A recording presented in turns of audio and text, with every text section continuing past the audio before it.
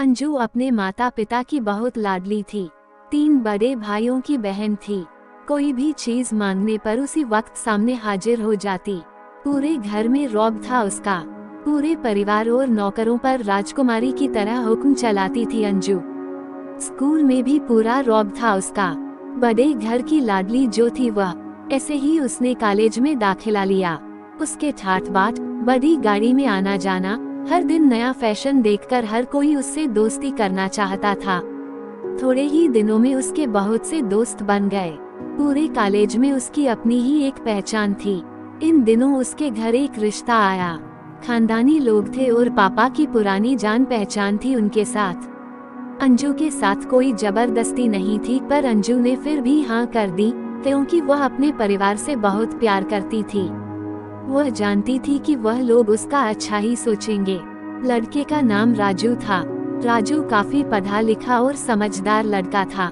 ससुराल वाले भी बहुत अच्छे थे। ससुराल में अंजू की जगह वैसी ही थी जैसी कि मायके में। कोई भी कार्य अंजू की सलाह के बिना नहीं होता था।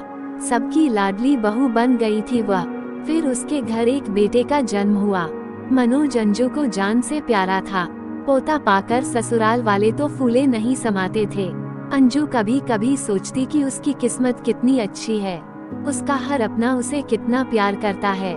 चाहे जीवन में कैसा भी समय आए, मेरे अपने हमेशा मेरे साथ हैं। मैं कभी अकेली नहीं हो सकती। कितनी खुशकिस्मत हूँ मैं। पर शायद अंजू की खुशियों को उसकी अपनी ही नजर लग गई थी। एक दिन वह मायके जाने की जिद कर बैठी।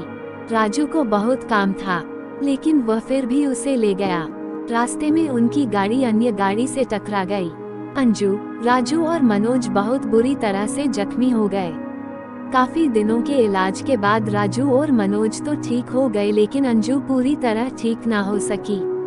सर पर चोट लगने के कारण वह अपनी आंखों की रोशनी खो बैठी। अब अंजू की किस्मत जैसे उल्टे पांव चलने लगी। मायके वाले कुछ दिनों तक उसे मिलने आते रहे, फिर कभी कभार फोन ही करके पूछ लेते कि अब कैसी हो। धीरे धीरे ये सिलसिला भी कम हो गया। ससुराल वालों की सहानुभूति भी कम होने लगी। घर में किसी को पास बैठने के लिए कहती तो जवाब मिलता, बहुत काम है, अब तुम भी हाथ नहीं बटा सकती। राजू भी चिड़चिड़ा हो गया था। बस मनोज ही था उसके साथ, जिसके साथ हंसते खेलते उसका वक्त गुजरता। एक दिन अंजू के हाथ से कुछ सामान गिर गया, जिसकी वजह से मनोज को हल्की सी चोट लग गई। अंजू के सास ससुर ने मनोज को उससे अलग कर दिया कि कहीं उसके ना देखने की वजह से बच्चे का कोई नुकसान ना हो जाए। अंजू अंदर से टूट चुकी थी। एक दिन उसने सबके सामने मायके जाने की इच्छा रखी तो राजू उसे तुरंत मायके छोड़ आया, जैसे कि वह भी यही चाहता था। लेकिन मनोज को उसके साथ नहीं भेजा गया। अंजू कभी मनोज से दूर नहीं रही थी, पर अपनी कमी के कारण उसने ज्यादा बहस नहीं की। अंजू को लगा कि वह 3-4 दिन वहां रहेगी तो थोड़ा हवा पानी बदल जाएगा, क्योंकि वह कितने दिनों से कहीं भी बाहर नहीं गई थी। घर वाले भी इतने दिनों बाद उसे देखकर कितने खुश होंगे। अंजू के घर पहुंचने पर सब लोग बहुत खुश हुए। खाने में सब कुछ अंजू की पसंद का ही बना था। उसने अपने मम्मी पापा और भाई भाभीयों से दिल खोलकर बातें की। उनके छोटे छोटे बच्चे भी बुआ के साथ घुल मिल गए थे। रात को सोने के वक्त जब वह कपड़े बदलने लगी तो उसे पता चला कि उसका बैग तो बहुत भरा हुआ था। वह सब समझ गई। वह बहुत उदास हो गई। कुछ दिनों तक तो सब ठीक रहा, फिर जैसे सब बदलने लगा। सबका व्यवहार बदल रहा था। वह लोग जैसे थक चुके थे उससे। सब लोग घूमा फिरा कर पूछने लगे कि राजू कब आ रहा है उसे ले जाने। वह बहाना बना देती, जबकि वह जानती थी कि उस घर में अब उसके लिए कोई जगह नहीं। अंजू से चलते वक्त कुछ ना कुछ नुकसान हो जाता। थोड़ी बहुत टोका टाकी उसे सुनाई देती, वह टाल देती।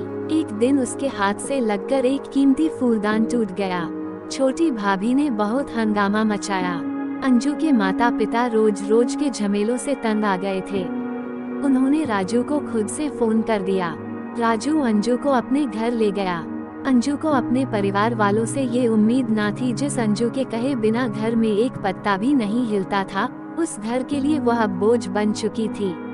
राजू के साथ ससुराल आते वक्त वह बहुत खुश थी, क्योंकि वह अपने घर जा रही थी, अपने जिगर के टुकड़े मनोज के पास। परंतु ये खुशी भी कुछ पल की ही थी। सारा बंदोबस्त पहले ही किया हुआ था। अंजू को सीधे ऊपर वाले कमरे में पहुंचा दिया गया।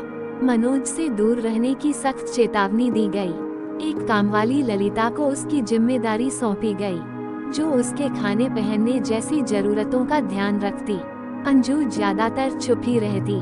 कभी कभी कामवाली ललिता से थोड़ा बतिया लेती। उसके जरिए मनोज का पता चल जाता।